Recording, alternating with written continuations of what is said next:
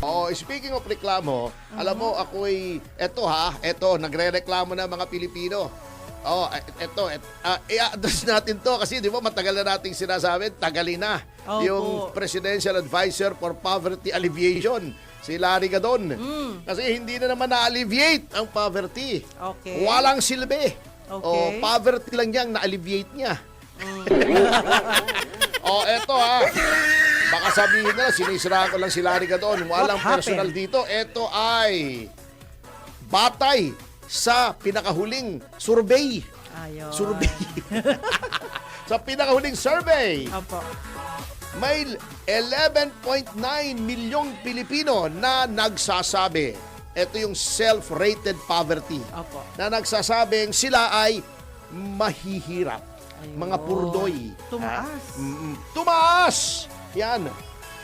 Noong huling survey, noong Abril, 42% lamang ng mga Pilipino ang nagsasabing sila'y mga mahihirap. Ayun.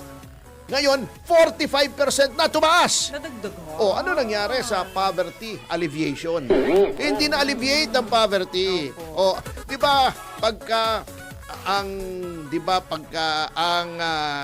isang puno ay nabubulok na yung bunga, dapat nang utasin. Kasi walang silbi eh. Tama. O, anong silbi nung Presidential Advisor on Poverty Alleviation? Maling advice yata ang ginagawa. O, eto pa. Meron, yun nga ang nangyari. Noong Abril, 11.1 million lamang na Pilipino ang nagsasabing sila ay mahirap. Ngayon, dumagdag ng 800,000. So, April, May, June, July, sa 3 buwan, dumagdag ng 800,000 pisong 800,000 piso, 800,000 Pilipino na nagsasabing sila ay mahihirap. Hindi nyo pwedeng i-contest ito. Kahit anong datos ang ibigay nyo from NEDA na ang poverty incidence ay nabawasan kasi ito ang nararamdaman ng mga Pilipino. How can you argue doon sa nararanasan mismo ng Pilipino? Parang sinasabi mo sa akin, attorney, masakit ang ngipin ko. Sabihin ko sa iyo, hindi, kala mo lang yan. Pwede ba naman yun? Siya yung may sakit ng ngipin, baka ikipag-ari ko, hindi. Sabi niya, hindi, ako po ay mahirap. Hindi ka mahirap, ikaw ay mayaman. Kalokohan niyo lang ang tutom eh. Eto pa. Eto pa. Speaking of gutom, eto siguro, nasabihin na naman ni Auntie Claire, ito'y sinurvey ng 11:45 a.m. bago magtanghalian, kaya sinasabing gutom sila. O siguro 6:45 ng gabi, hindi pa naghahapunan. Kasi tumaas ang nagsasabi na mga Pilipino na sila ay nagugutom. Self-rated food poverty. Ito ay mga insidente ng isang sambahayan ay nagsasabing nahihirapan kaming makakain ng 3 beses isang araw. Nagugutom kami.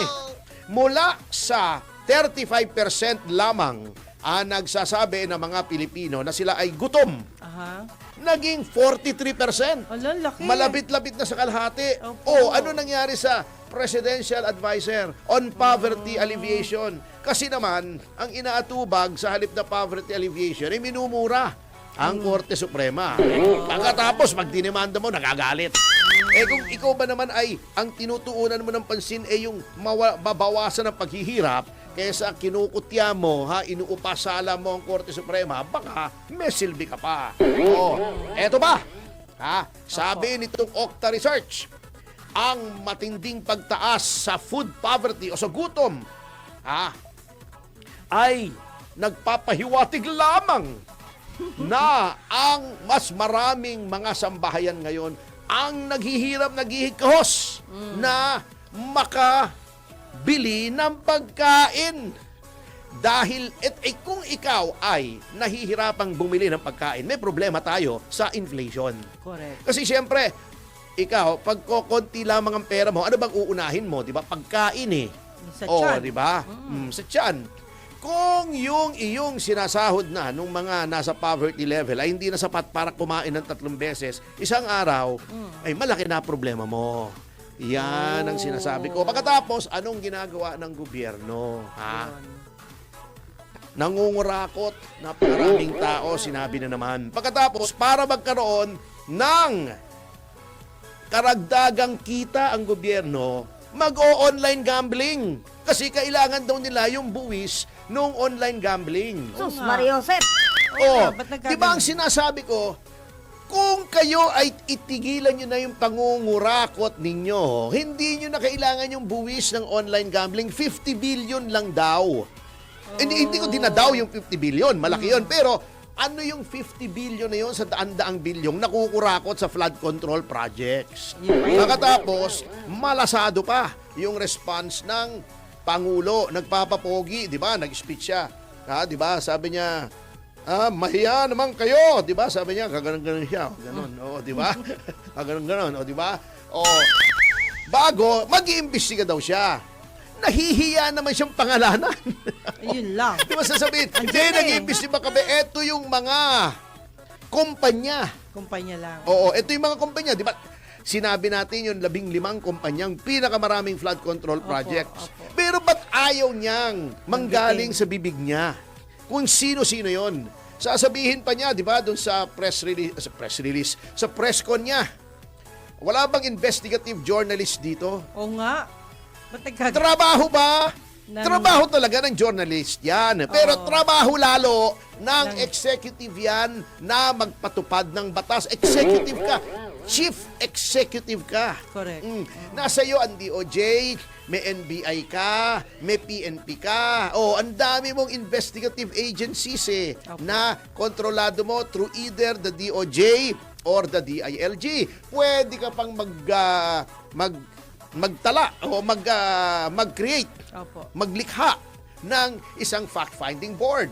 Nagbo-volunteer si Mayor Magalong na maging pinuno nitong fact-finding board. Ba't ayaw mong i-appoint? Natatakot ka na kung anong pangalan ang lumabas dyan. Bago ipauubaya ninyo sa House yung pag-iimbestiga, sila nga ang pinagbibintangan Parang sinabi mo, pag merong may isang grupo, imbestigahan nyo sarili sindikato, meron daw sindikato rito. Sila yung mga miyembro ng sindikato. Bahala na kayo. Kayo nga mag-imbestiga. May problema tayo dyan. Hindi masusolusyonan yan kapag Hindi kayo masusolusyonan rin. yan. Malakas ang tama nung mga nag-a-advise kay Presidente niyan. May tama ka. May tama. Oo. Tama rin. Ano bang nahit-hit o nasinghot ng mga nag-a-advise kay Pangulo niyan? Kung ikaw ay tunay na leader, pangalanan mo, di ba? Correct. Di ba noon? Para matapos na. May mga hindi nagbabayad gusto na rin niyang hiyain. Hiyain mo ng lubos-lubusan. Di ba si Pangulong Duterte noon, yang si Lucio Tan, di nagbabayad. Pag hindi ka nagbayad, hindi na makakalipad yung eroplano mo, di babayad agad. Bayad. Nasa iyo lahat ng instrumento, lahat ng kasangkapan para malaman. Utusan mo yung NBI. Kaysa inuutusan mo yung NBI na iharas ang mga kalaban mo sa politika, utusan mo si Torre. Di ba magaling si Torre? Paghukayin mo. Not literally, not figuratively. Tingnan natin ang galing ni Torre. Kung malaman niya kung sino yung mga nangungurakot. Ngayon, nagbo-volunteer, matinong tao, si Mayor Magalong.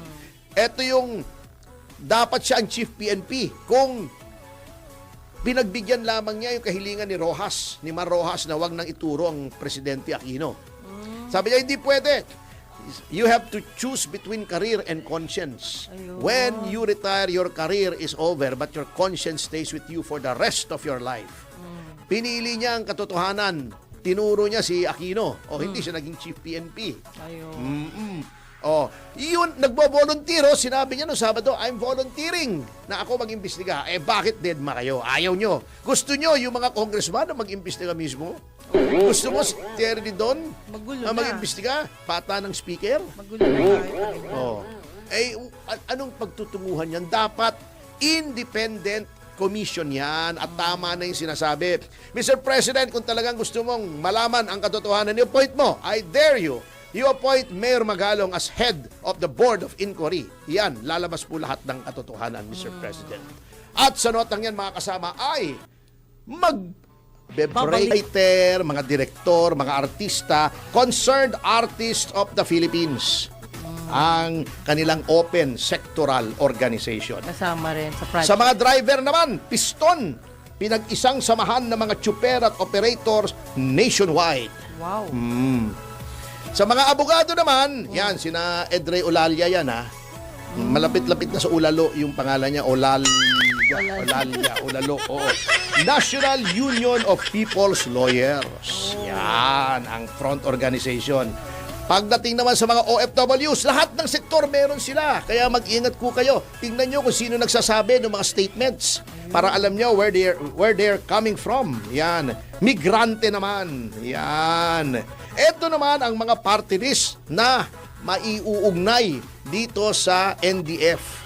Kabataan Party, yan. Yung nagkaroon ng maraming backlash, di ba dati? Si Raul Manuel, oo, di ba? Yun ang dating representative nila. Grabe. Di ba? Nagsasayaw siya, nagkaroon ng backlash. Si Raul Manuel, oo, backlash. Oo. Ngayon, oo, yung representative nila ngayon, kamukha nung isang nandito sa DWIC. Ay, ayan, nasa likod mo. Ayan, si Reneco. Ayan, oh, di ba? Kamukha, oh. Gabriela, yan yung K-pop na naman. At Teachers Party, Bayan Muna, Anak Pawis. Yan. So pag nakita nyo, tingnan nyo muna kung sino nagrarally, malalaman nyo kung where they are coming from, bakit sila nagrarally, sino yung mga puppet masters nila. Yan, dapat malaman po natin yan eh. Oo nga. Kasi minsan, nalilin lang tayo. Akala mo, taong bayan. Sila lang pala. Tambayan lang pala, umiinom ng gin bulag. Taong bayan na agad. Pambihira talagang buhay ito. Yun ang malungkot. Oo. Masyadong mapagling lang eh. Ha? Parang itong kaibigan natin, ginawawa naman tong mga doktor. Bakit po? Crush mo to dati, di ba sabi mo sa akin? Si Montulfo. Hindi ko malaman kung bakit ganito si Mon at nag-uulyani niya yata. Di ba siya yung nagsabi na nakaiwan daw ng 1 bilyong piso. Bilyon ha, bilyon, hindi milyon. Okay. 1 bilyong piso daw may naiwanan si Pangulong Duterte sa Malacanang. Oo. Sino ba namang eng-eng ang mag-iiwan ng 1 bilyong piso in cash? Talaga? Hindi naman pinatalsik si Pangulong Duterte. Oo. Di ba? Opo. Natapos yung kanyang term. So matagal pa, alam na niya na lilisanin niya ang Malacanang. Okay. Bakit ka mag-iiwan ng 1 bilyong piso in cash, ha? Itong mamang to ang nagsabi na ganun daw. Sino maniniwala noon, di ba? Siguro mga 10,000, 20,000 nakaiwan ka sa isang drawer. Maniniwala pa ako noon. 1 bilyon. Iniwan Isipin mo in cash. Gaano karami yon? Pa-compute nga natin kay Wenner. Ay. Hindi, madali lang. Mag-alala, Wenner. Kung ang 10 bundle ay 1 milyon, 10 bundle ng yung tigwa 1,000, ang pinakamalaki namang denomination ng ating 1,000. currency ay 1,000 eh. Opo. Wala naman tayong katulad ng Japan na may 10,000, di ba? Yung lapad. Ang kwan may 1,000 ha. May 10,000 nga eh. Ang Singapore dati, pero pinace out na nila yung 10,000. Wala na. Kasi nagagamit daw sa money laundering. Biro mo, ang nipis-nipis malaki na pala 1 bilyong D3, 1 bilyong Singapore dollars. Di ano na 'yon? 1 milyon, 100,000, magkano na 'yon? Sa 36. Opo. Yung 1,000 pwede pa rin gamitin, pero pag nakukuha ng bangko, halimbawa dumaan na sa bangko, 'di ba, nagsisirculate 'yan. Yeah. Pag dumaan sa bangko, iniipit na nila. Hindi na nila ginagastos. Anyway, Wow. sino ba namang maniniwala na nakaiwan ka 1 bilyon? Kung ang 10 ay 1 bilyon, ang 1 bilyon ay 1,000 million.